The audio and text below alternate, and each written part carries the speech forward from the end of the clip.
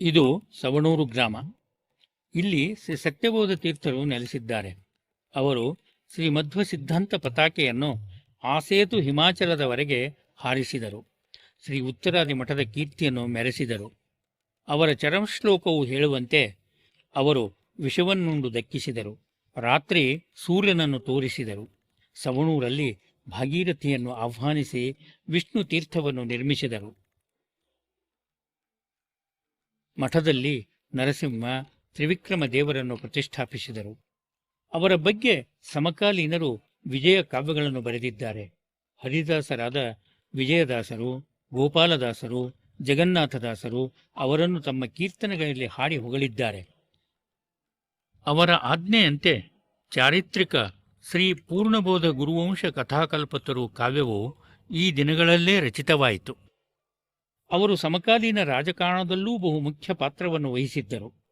ದಿಗಂತ ಕೀರ್ತಿಯನ್ನು ಮೆರೆದು ಅನೇಕ ಯುದ್ಧಗಳನ್ನು ತಡೆದು ಪ್ರಾಣ ವಿತ್ತ ಹಾನಿಗಳಾಗದಂತೆ ನೋಡಿಕೊಂಡರು.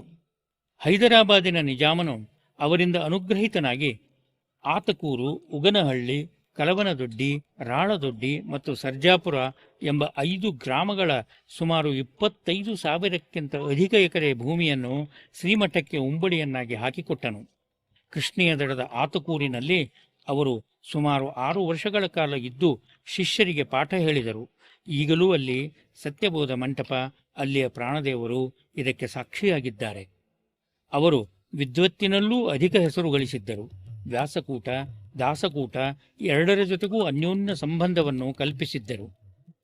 ವಿಜಯನಗರದಲ್ಲಿ ಹರಿಗಡಿದಿದ್ದ ದಾಸ ಸಾಹಿತ್ಯವನ್ನು ವಿಜಯದಾಸರು, ಗೋಪಾಲದಾಸರು, ಜಗನ್ನಾಥದಾಸರು, ಮೋಹನದಾಸರೇ ಮೊದಲಾದವರ ಮುಖಾಂತರ ಮತ್ತೆ ಮುಂದುವರಿಸುವಲ್ಲಿ ಬಹುಮುಖ್ಯ ಕಾರಣರಾದರು.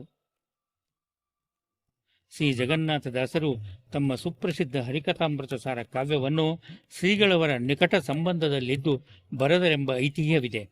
ಅದರ ಕುರುಹಾಗಿ ಶ್ರೀ ಜಗನ್ನಾಥದಾಸರು ಕೊಟ್ಟ ಬುಟ್ಟಿ ಶ್ರೀಮಠದಲ್ಲಿ ಇಂದಿಗೂ ಇದೆ.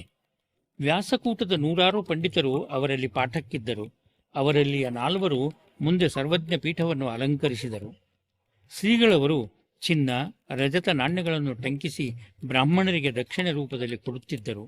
ಅಂಥ ಅನೇಕ ನಾಣ್ಯಗಳು ಈಗಲೂ ಬ್ರಾಹ್ಮಣರ ಮನೆಗಳಲ್ಲಿ ಪೂಜೆಗೊಳ್ಳುತ್ತಿವೆ. ಮುಂಬೈ ಇಲಾಖೆಯ ಬ್ರಿಟಿಷ್ ಗೆಜೆಟಿಯರದಲ್ಲೂ ಅವರ ಬಗ್ಗೆ ಸುದೀರ್ಘ ಉಲ್ಲೇಖವಿದೆ. ಅವರು ಫಾಲ್ಗುಣ ವದ್ಯ ಪ್ರತಿಪದೆಯಂದು ಸವಣೂರಲ್ಲಿ ವೃಂದಾವನಸ್ಥರಾದರು. ನೈವೇದ್ಯಗವಿಶಂಭ್ರಾಮೇ ವೀಕ್ಷ್ಯ ತದ್ಭುಕ್ತಿಭಾಗ್ ಗುರುಃ ಯೋ ದರ್ಶಯದ್ರವಿಂ ರಾತ್ರೌ ಸತ್ಯಬೋಧೋಸ್ತು ಮೇ ಮುದೇ.